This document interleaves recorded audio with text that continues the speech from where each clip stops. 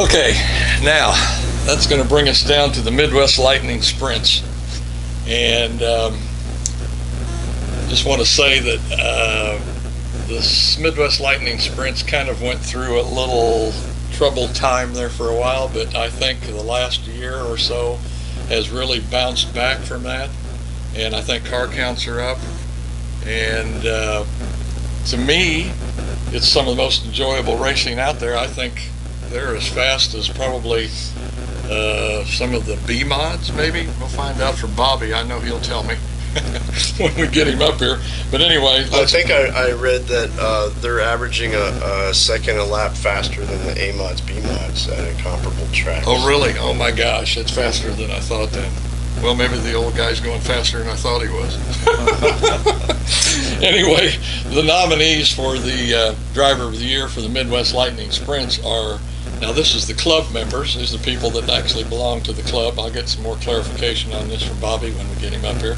But Bobby, he had 10 wins, which sounds like a pretty good handiwork for the summer. And Kyle Lewis, who was another club member, he had 1 win. And I didn't get into any other statistics on that. And then one other that I wanted to mention was a non-club member, Mark Billings, and he had 6 wins. But the group's been around for quite a while. I think I can remember of it at least 10 years. I know I went to one of the banquets that they had. In fact, I sat down next to this really nice lady and was talking to her. And we carried on a conversation for a while, and I asked her, I said, "Are you here with somebody?" And she says, "Oh yeah, Bobby." That was Carla. And I thought, oh, okay. I like that. If you like that, it's fine with me. But anyway, we'll get some more information. The Driver of the Year for the Midwest Lightning Sprints is going to be Bobby Lane. And just happens to be that at very last minute, I made the decision. I give Bobby a call. Of course, he lives over in Gracemore. I'm in North Kansas City. And Bobby agreed to come over and sit down with us for a while. So, Justin, if you'll kindly step out for a little bit. Yeah, Mike, I appreciate it. I'm going to step out, give way to Bobby. I do want to give a shout out real quick to the independent media here in Kansas City, the John Lee, Lisa Burlington, Kenny South, Joshua Alley, Mike Kraft, Cheeseworks, Chris Hale. If I miss any, I apologize. We appreciate you all, and all need to stick together and help keep promoting dirt. I think everybody's doing an awesome job of it. And at this time, I'm going to hand it over to the legend Bobby Lane. Thank you, Mike. You'll be back. Okay. Sneak around in there, Bobby. Thanks for having me here tonight, people. And Mike, Justin, Danny. We were talking about the Midwest Lightning Sprints. Yes, they've been around for quite some time. I think they've been around since the early 90s. Mm-hmm. I know here a few years back it was their 25th anniversary. And yes, we have turned the corner. I had an extremely good year last year. Thanks for the championship on that. And for 2019, we've got all the guys that were there last year. We got Kyle Lewis and Mark Billings and Jeff Bard, and Bob Douglas is going to be back with his car. Chris Schofield's going to be back with his. Oh, good. I haven't seen Chris in quite a while. And we've got numerous new people coming in. We've got Anthony Lane and Ed Griggs, and Ed won a feature in Bob's car last year, so he's no slouch. And we've got a couple of girls coming in. Actually, I think there's 3.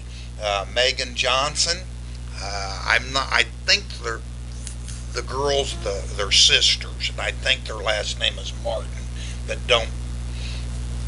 And there's in Gracemore there's 2 cars. Is it really 2 more cars from basically North Kansas City here, and things are looking up. And we've got a good president, which is Tom Frank, and a good vice president, which is Chris Schofield. and Bob Douglas is, keeping us all reeled in, and we've turned the corner, and it's really looking exciting for really sounds good. You guys, are you going to have?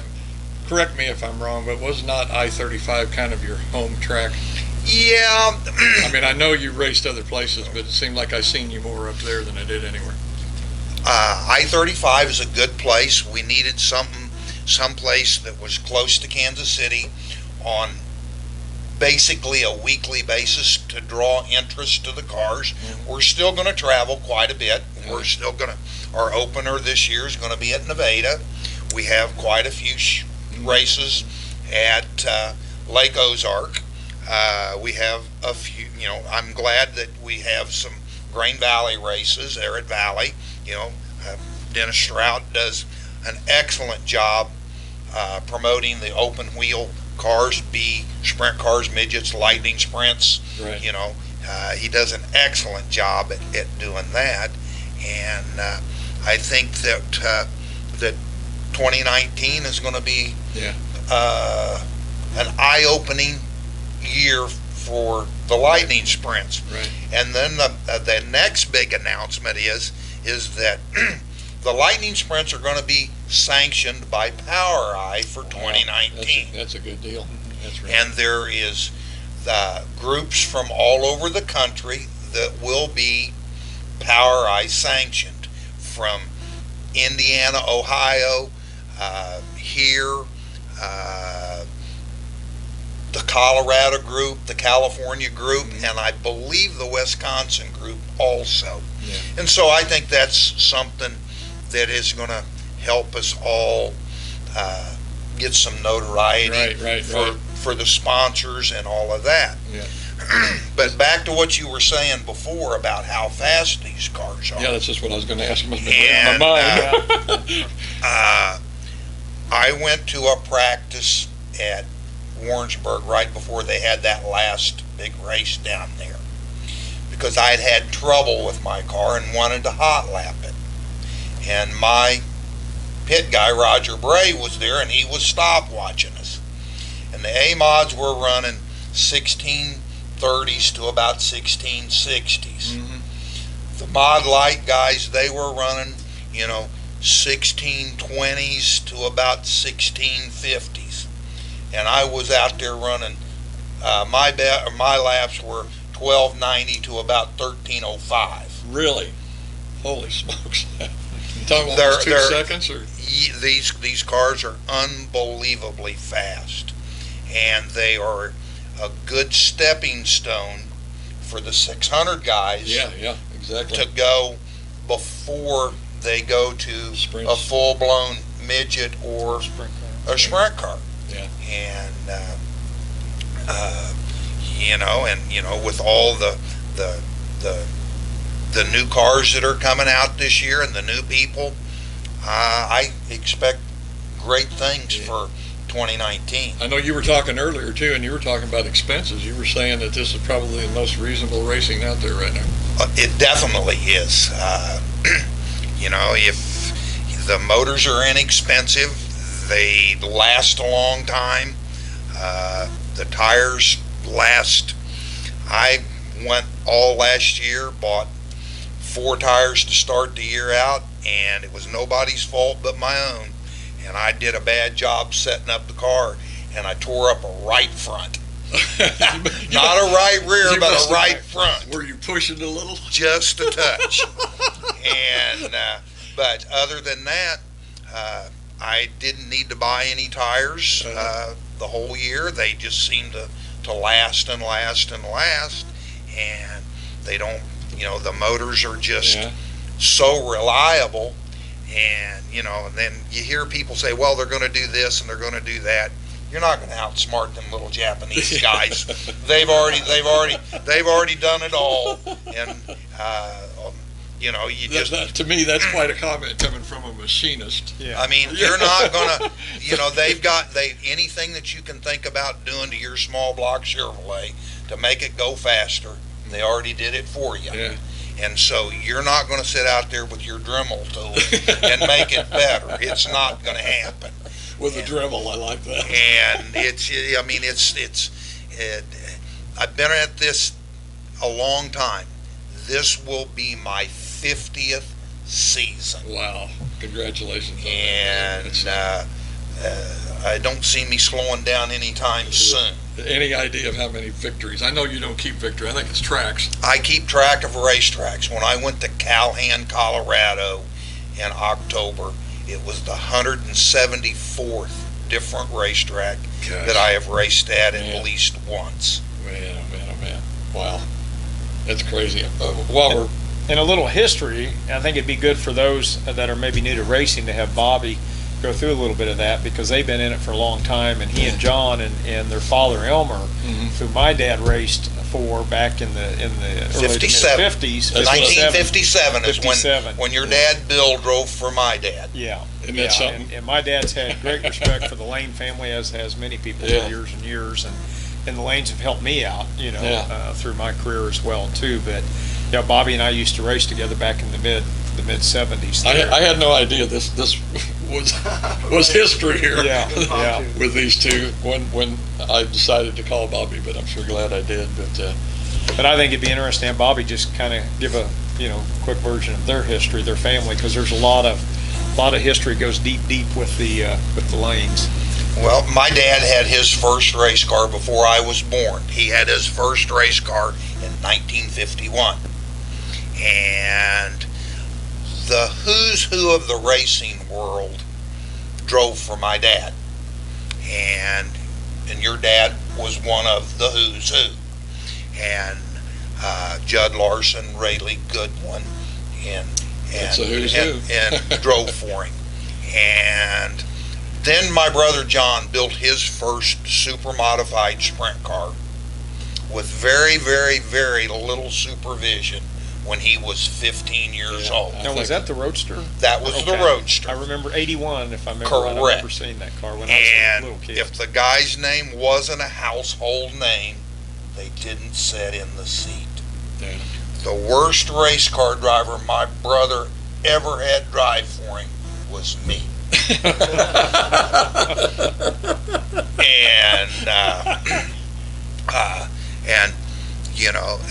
Dale McDaniels drove for John, Eddie Levitt. Oh man, wow. And Cliff Woodward, Woody, and man, that's like you said, that's just the who's who of Kansas City drivers. Yeah, and that's what actually Rayleigh Goodwin drove my hit for my dad when he first started racing. And he's not Rayleigh to me. Yeah. He's Raymond. Because when he was growing up at my dad's machine shop, that was Raymond. And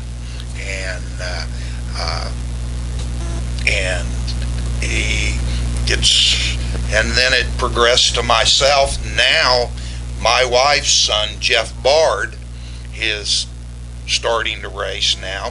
He was Rookie of the Year for Midwest Lightning Sprints and I-35 Speedway last year, and he had never raced anything, and he has really taken to it, and that's where we are now. My children absolutely had no interest in racing because they were going at such a young age that I really think that they were burnt out by the time that they were 10, going all over the country. Well, that's what I was going to say. You're probably doing a lot of traveling, and you can see where that would burn out a young kid. Yeah, I mean, they were going constantly. And my oldest son, before he was 1, he had been coast to coast, border to border, and he had been to Canada. Wow. And he wasn't 1. And so I can see where my children don't want to have anything to do with it. I really see that my great-grandsons are going to show an interest in it, and I think they are. Yeah. But that's time will tell. Yeah. Did you guys ever? I'm sure you did. You guys ever race head-to-head? Oh, absolutely. Yeah, we raced, many times. Many times. Oh, really? In 74, 5, 6, 7, sprints, 8. instance? Yes. Sprint cars. I Wing? had my first feature win was at Lakeside in, well, you had posted that today, Bob, a picture of that. I think it was in 76 or 77, I think it was. Would have been, Lakeside was yeah, my that first, would have been real close. I started when I was, in 1974 when I was a junior in high school. Oh my gosh.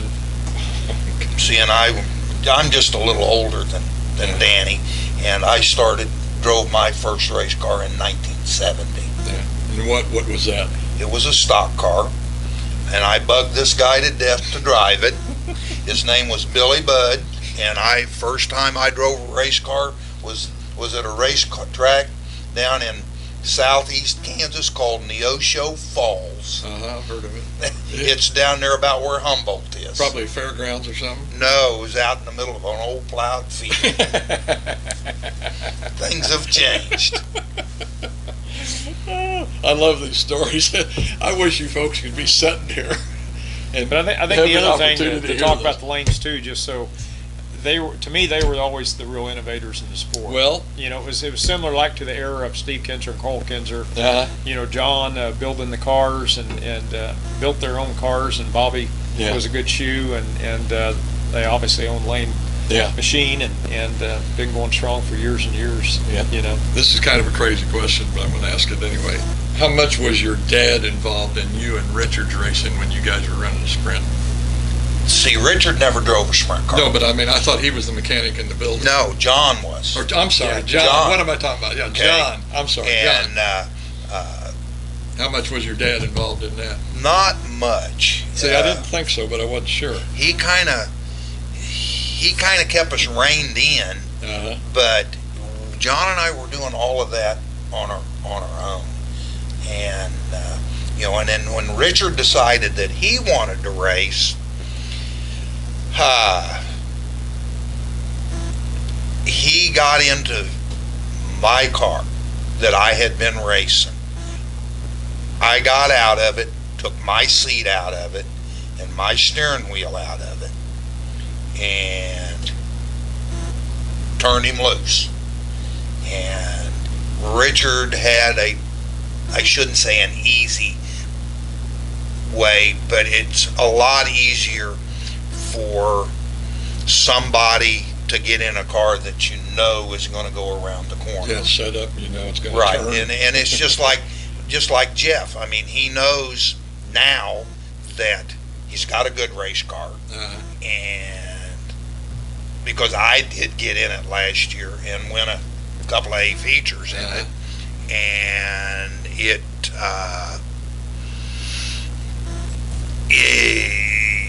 it's a good car, and he doesn't have to learn how to set up a car, Right. and not knowing exactly what it's supposed to do. And it's sort of like the young gentleman that Danny's helping now. You know, Danny knows how it's supposed to go around the corner, and he doesn't. This young gentleman doesn't have to second guess. Well, and Danny asked me earlier this evening. He asked me about my brother John racing for a year. And I said yes, and he only raced at Lakeside 1 year. And we were still traveling here, there, and yonder, but we were having a communications problem. And I couldn't tell him what the car was doing. And when I'd say, oh, it kind of does this, and he didn't know. But after that year, he knew exactly what I was trying to tell him. Oh, I see. And With it's- him being the tuner and you being the driver. Exactly. Yeah. And Yeah. I mean, and that's how that evolved. Mhm. And but 2019 is going to be good, I think, for all racing in general here in Kansas City. I think we've got some stability here Yeah. with all of the racetracks that are here, with everybody trying to more or less work together, sort of like Justin was saying earlier about CARB and the CARB Hall of Fame, and you know, I've been involved with the Hall of Fame for the last few years because Kansas City has such a rich heritage with racing, Absolutely. and we were about to lose it. Right. And I got on board with that. Sean and Carol Burns and the new officers that are involved there have turned. CARB lost its way. Yeah, it did. I agree. And they have found their way back. Right. And and I mean, they've found their way back. They have finally figured out that Central Auto Racing Boosters is for the fan. Mm-hmm. We want the race car drivers there, but we want the fans, the Sparky and the kids. Uh-huh. You know, branching out to Sweet Springs is a good thing. And, you know, I can't say enough about what that side is doing. And with the Hall of Fame side, you know, there's a lot of exciting things there. Yes, I don't know who all the new inductees are for this coming March 2nd. Yeah. I believe that it is. Mm-hmm. I'd have to look that up.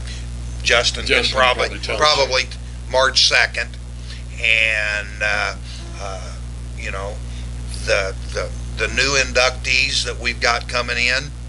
I mean, it's a great bunch. Yeah, it is. Justin, can you look that up and kind of fill us out on who that is? Yeah. It's just kind of slipped my mind. I know Don Burlington, Lisa's dad, is one. Right. Linda Howe. She is her. Actually, that's Linda Burke to me. Linda Burke, yeah. That's Linda Burke to me. Al Burke's daughter. Yeah, absolutely. He was my cousin Charlie's. They were kind of together for a long time. I don't know if they can hear these, so I'll just kind of bail them out. Maybe you can repeat them. Okay. Don Burlington, Larry Christie, yes. Harold Havelow, Linda Howe, Chad Lyle, the McCown family, Skip Richardson is another well-deserved. Yeah. Agreed. And Ed Young. And Ed Young, which was the longtime owner of Riverside Stadium. Without a doubt, yeah. And that was a shame that place went away. Yeah, how true. Bobby, I hate to cut you off, buddy, but we still got a bunch of awards. I can't tell you how much I appreciate you at the last minute. I enjoyed being here. Coming over. And any time that you need somebody to fill in, just give me a holler. Well, as I said on the phone, I knew you'd add some color. Thank you so much. Thank you, and congratulations on driving. Thank you. Yeah. Justin, if you want to come back and join us, we're going to jump onto the Power Eye Sprints. And the nominees for that are Riley Kreitzel, who I think I'm almost sure, because I used to see his dad down at Sweet Springs. I know they came from Sweet Springs. Correct. I know that kid drove down there. I don't know what classes or what all he was in. But anyway, Riley had 3 wins, 13 top 5s, and 15 top 10s. He wasn't messing around, was he? But Quentin Benson was second. Now, he was 100 points behind Riley, and Ty Halsey was third.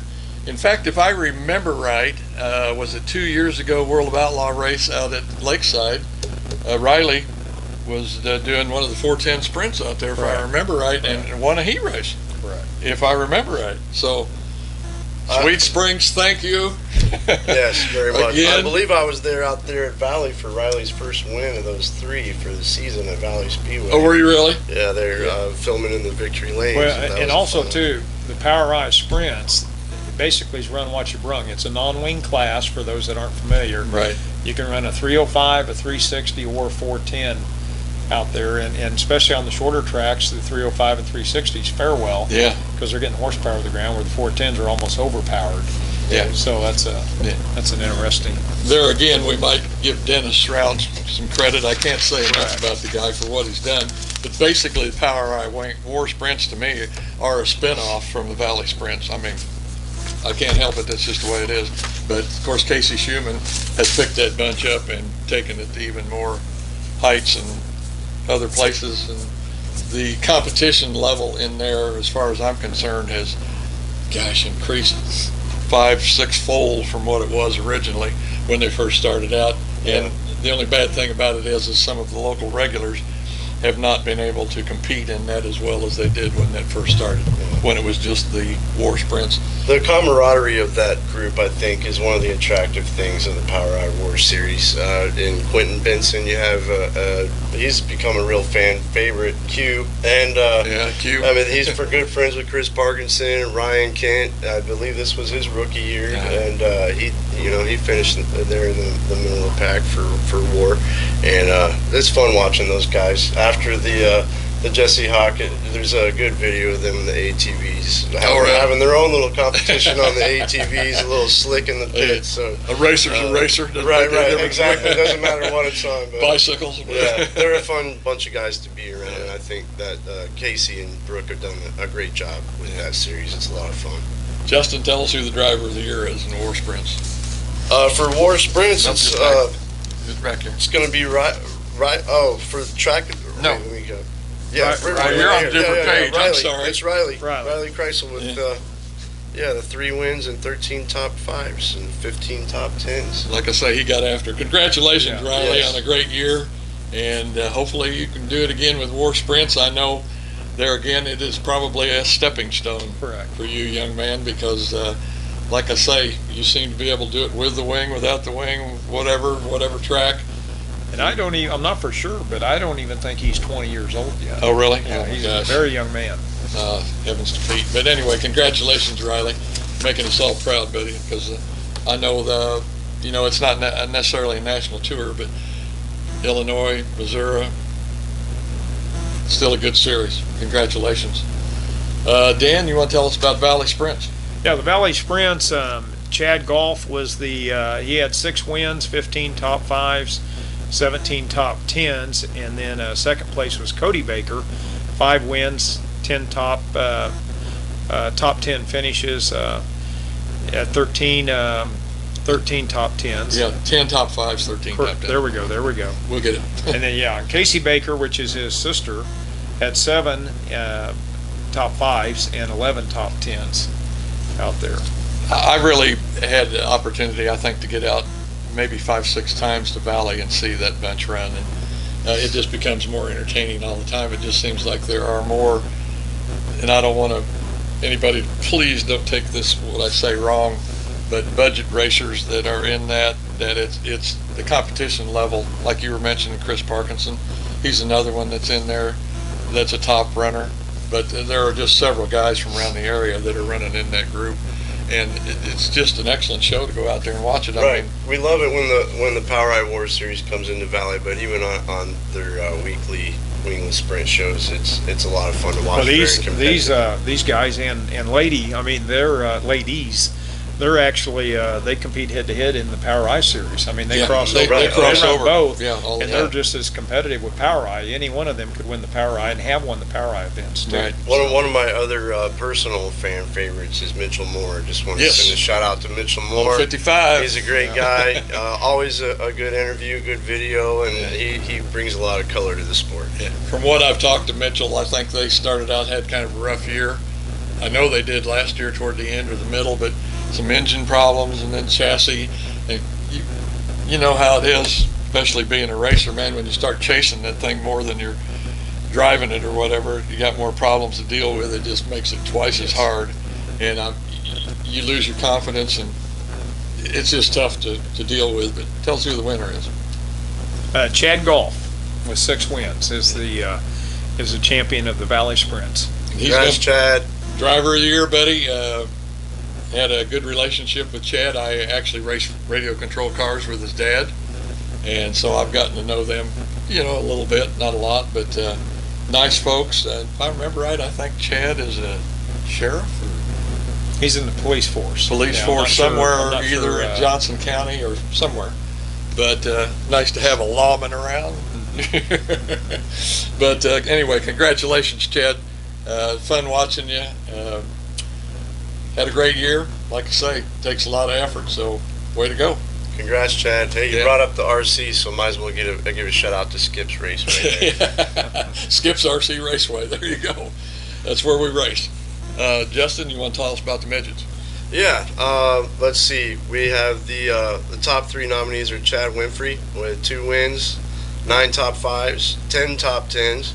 We have AJ Gilbert, 7 top 5s and 11 top 10s, and Dustin Gilbert was 7 top 5s and 8 top 10s. So that's a goodie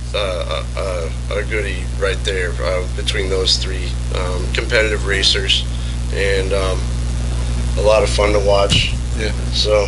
There again, I've got another RC connection. I think the Gilbert's dad races RC with us, so I've gotten to know him a little bit, and I think he told me the other night I'd had in-car cameras on their cars before out at Valley, so I didn't even know that he was connected in any way with that until him and I got to talking one night. But to me, that talk about how good a track Valley is for the sprints, I think equally it's the same way for the midgets. It's a great midget track too. I think they put on a terrific show. I mean, I can almost guarantee you're going to go out there and see them 3 wide at one point or another with the midgets. Oh yeah.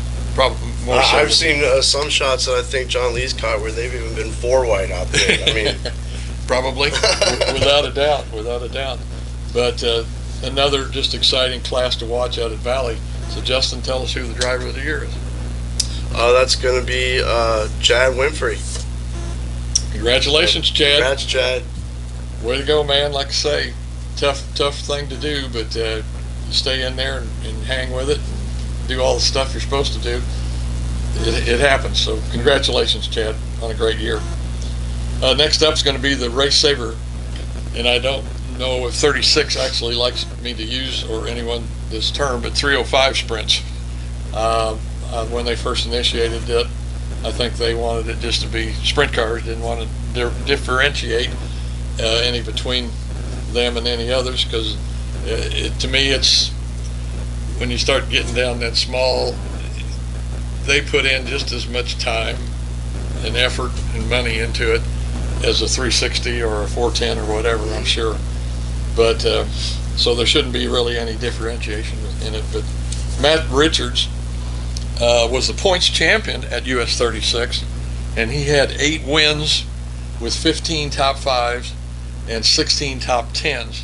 So pretty stellar year for him. Second place was Tyler Drucke, and I hope I'm pronouncing that correct. 5 wins, 12 top 5s, and 16 top 10s. And one thing that we want to remember when we start talking about driver of the year is he was the national champion in the Race Saver 305s. So keep that in mind. Chad Garrett was third place, or the third nominee, I'm sorry. 10 top 5s and 13 top 10s. And as far as I'm concerned, if the guy wins the national championship, he needs to be the driver of the year. So we're going to go with Tyler Drucke over Matt Richards. So congratulations, Tyler, on a great year.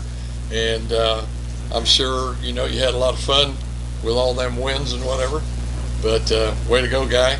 Congratulations. Look forward to seeing you again up next year up at 36. Talked with Rick Staley quite a bit about the 305s up there, and he said for some of the big shows that they had up there, he said they had 24, 25 cars show up. So pretty good turnout. Of course, a lot of these guys are from up in Nebraska. I think the 305s and the Race Savers are really big up that way. And when I was on their website, I think Texas, Oklahoma, so they run quite a bit around the central states region here. You have to give the honorable mention to Matt Richards there with 8 wins, 15 top 5s, and 16 top 10s. I mean, if you look at our stats here, that's pretty phenomenal.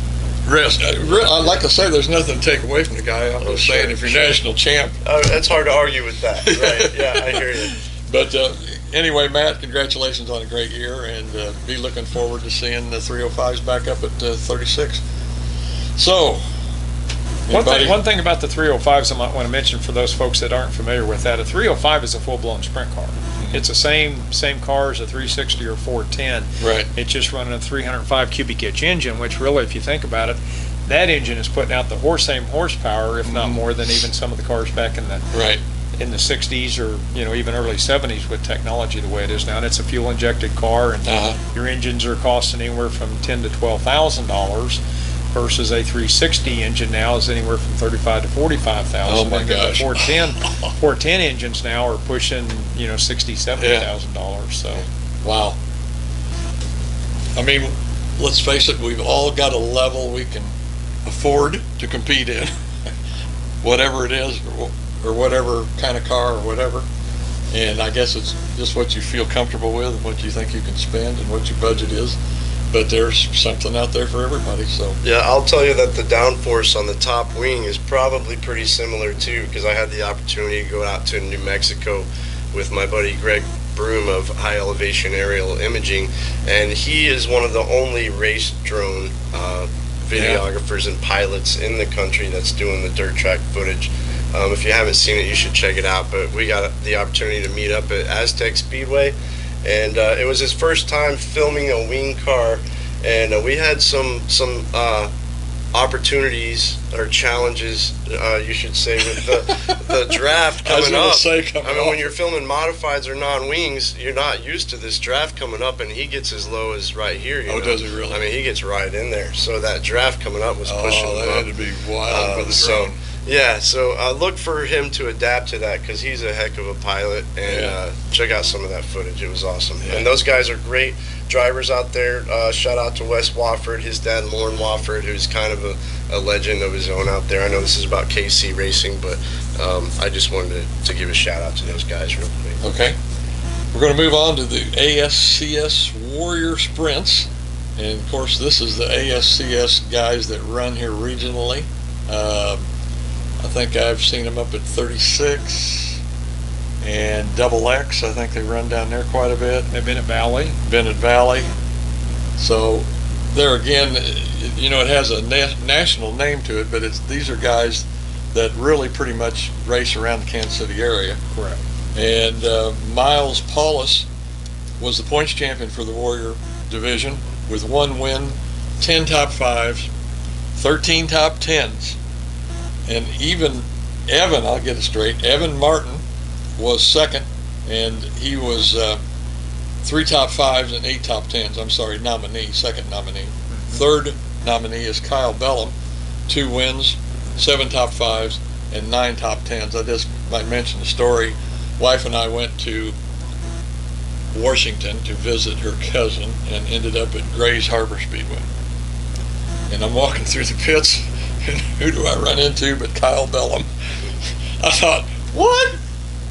What are you doing out here, man? I said, you're a long way from home. And he said, oh, we're going to, I can't remember if it was a week or two, they were going to be doing the ASCS National Tour at Grays Harbor. And he was out there and wanted to just get in some practice stuff that night. But kind of an odd thing to be that far away from home and see a familiar face. We wander, us dirt track fans, we wander. Drivers.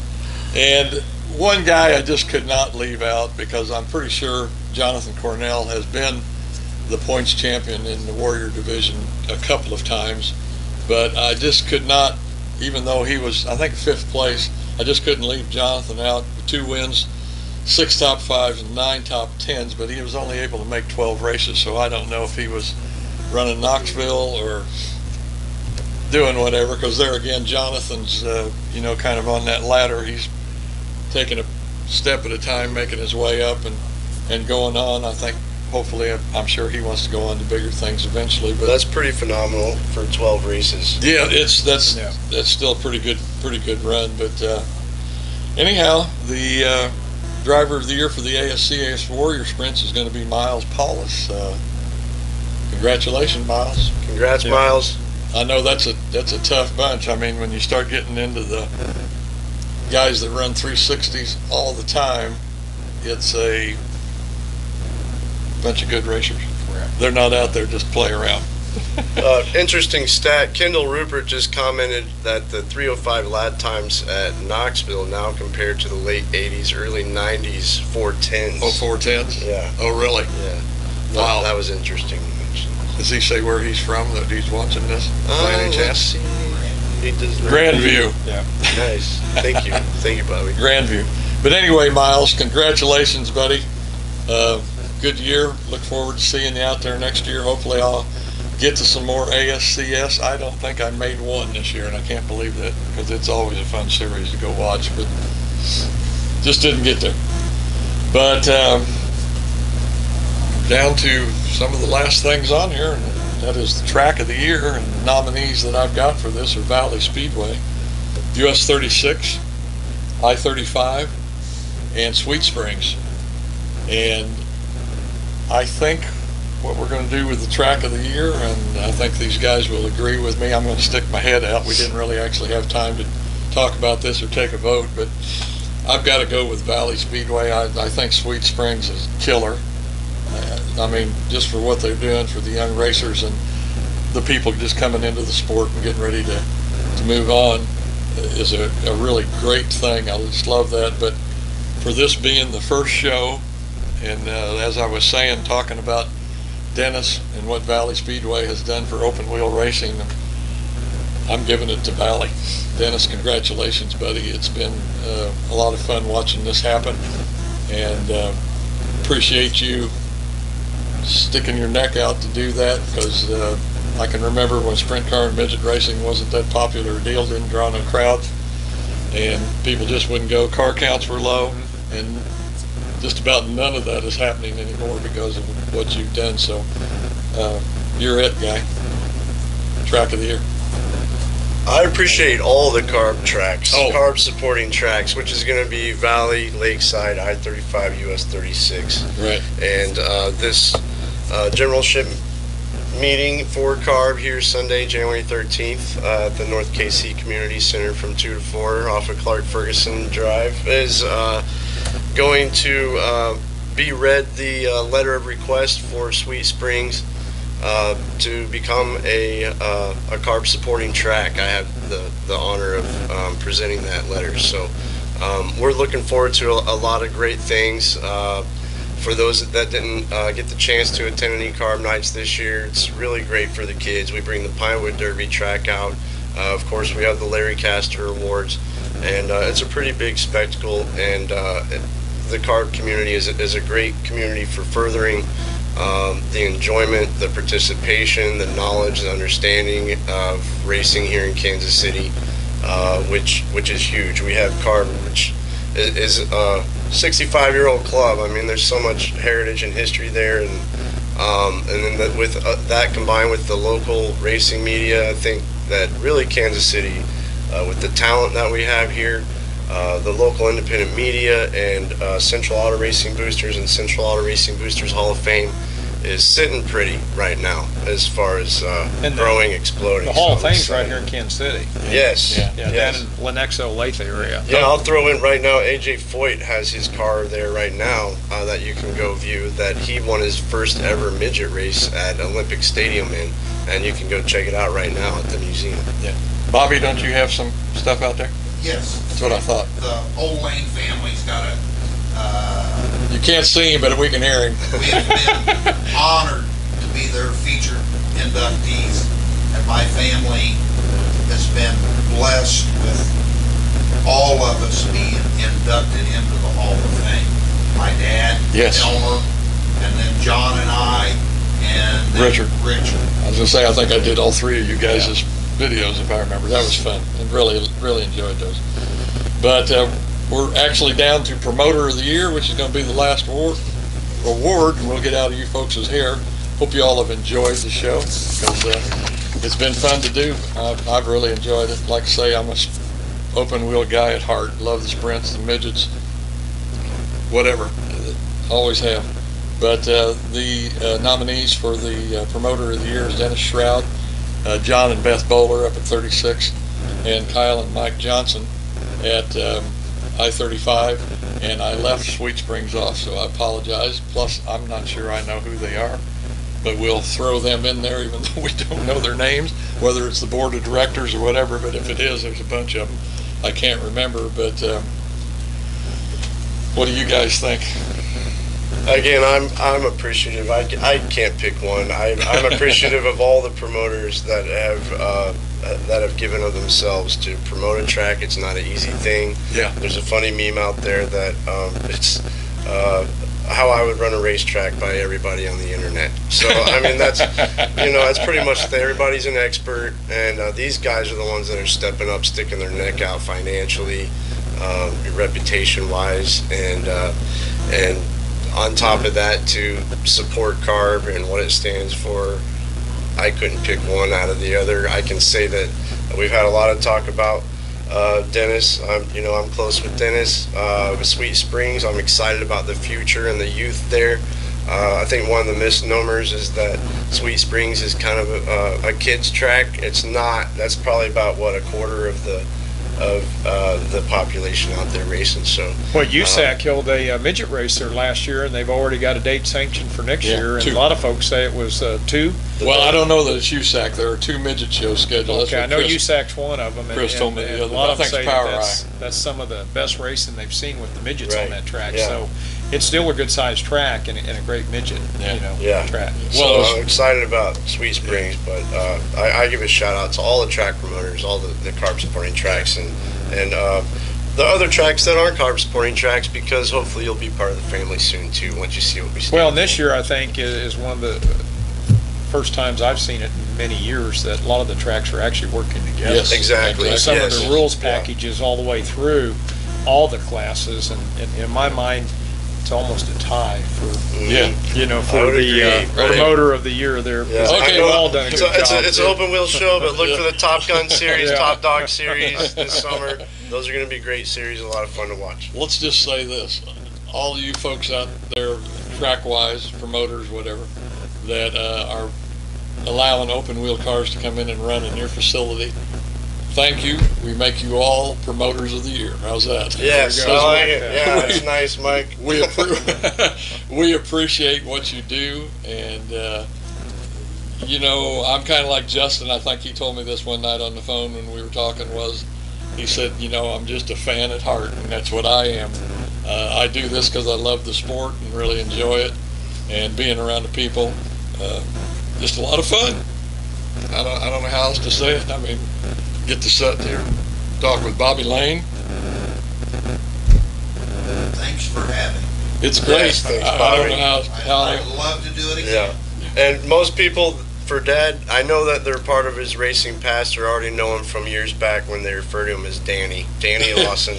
So he goes by Dan in the business world, owner of Design Source Flooring, Kansas City's leading multifamily flooring company. Well, and when sprint cars back in the early 2000 era were basically advantaged out of Kansas City, I started the Midwest Sprint Car Series with a spec engine. Oh, really? And we brought sprint cars back, and then the 305 and everything has just exploded. Yeah. But yeah, that was I think our first year we were running 20 cars coming from nothing. Oh, wow. In the then first it just- year? Yeah, first year, and just continued to grow from there. Wow. Yeah. That's pretty neat. Well, folks, I think that's going to wrap it up. I think we've held your ear for about an hour and 12 minutes. So if you joined us, I hope you really enjoyed it. If not, why, we'll probably do one again next year. And you might look forward to... Well, for the comments, they're asking for next week. Right now, so. Speaking of that, there is a possibility, I won't say that it's actually going to be an open wheel show all the time, but because I like to spread the love. I mean, to me, racing is a big family, and I've always said, like I told Justin on the phone, as far as I'm concerned, every driver, whatever, he gets his 10 minutes because he's put in his time just like everybody else has. It's not just the guys that win every week, or the A-mods, or the sprint cars, or the whatever. Everybody should have their 10 minutes. But anyway, that's going to wrap it up. Well, again, I want to thank Dan and Justin Lawson for joining me tonight. I certainly could not have done it by myself. Thanks, Mike. And it's Thank been you, Mike. fun, Dan, and I appreciated you guys coming by. But that's going to wrap it up. We'll see you next time. All right. Thank you, everybody. Bye-bye.